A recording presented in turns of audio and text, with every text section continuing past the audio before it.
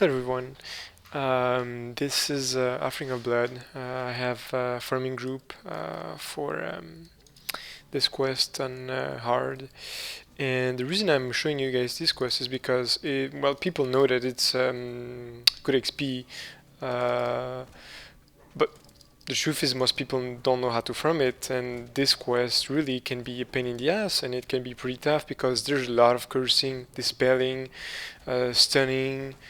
Um, and then it's pretty much a Zerg type quest, so if you stop, there's response. So all these things make it a pretty annoying quest to do.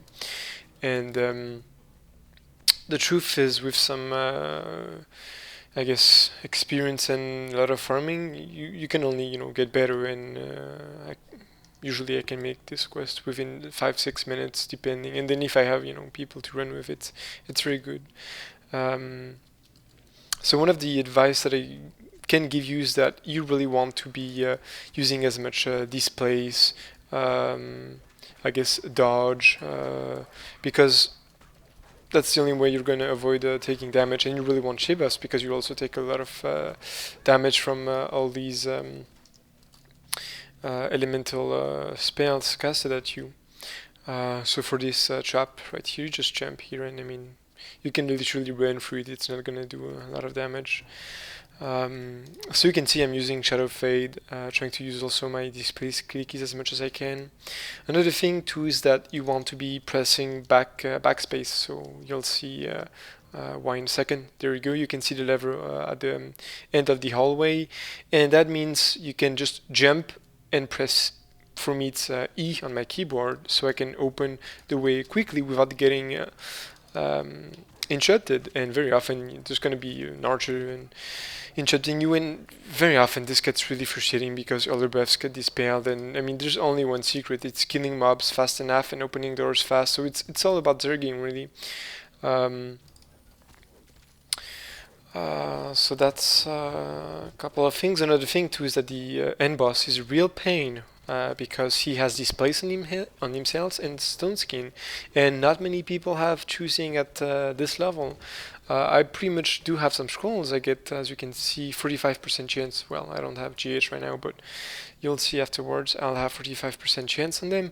And the thing is that it gets dispelled, and the Ironstone, I mean, literally it gets dispelled within. Sorry, not dispelled, but. All the charges are gone within seconds. So yeah, all those things make it pretty annoying quest, but it's still good XP per minute. Another thing too is that you don't have to go for this the red name that I just killed. He just follows you, so you don't have to waste time in going in the room and clearing that room.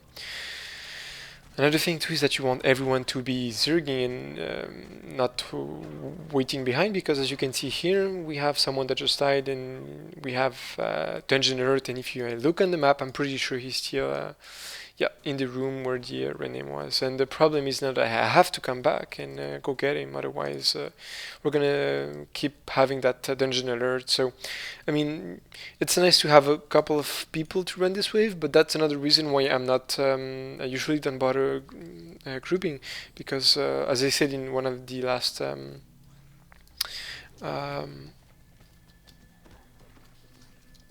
my last videos, people just wait behind and they don't go ahead. So that's another problem. And I ended up wasting a couple of seconds coming back here, getting him, and I guess also minus 10% XP.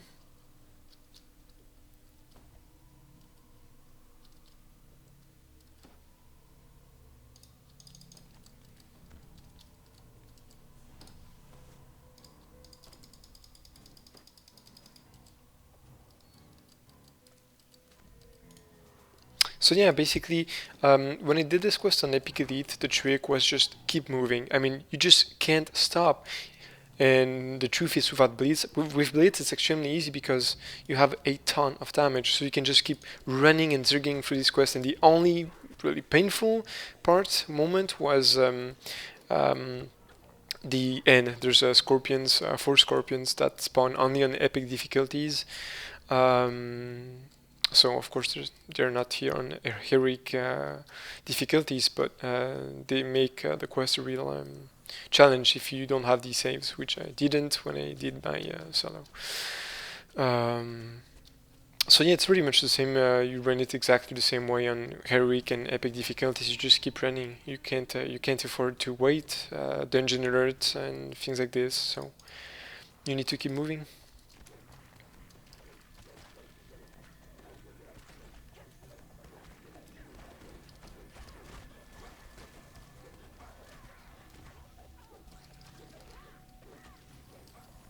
And yeah, this pug is experiencing exactly what I was telling you about. He's probably getting stunned and debuffed, and he can make it because he does not have the DPS to kill mobs fast enough.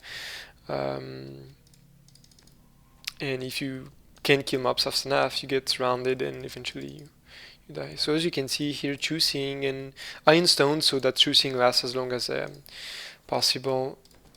And then many shot the boss. So his stone skin will disappear once the damage that it protects you. There you go, it's gone.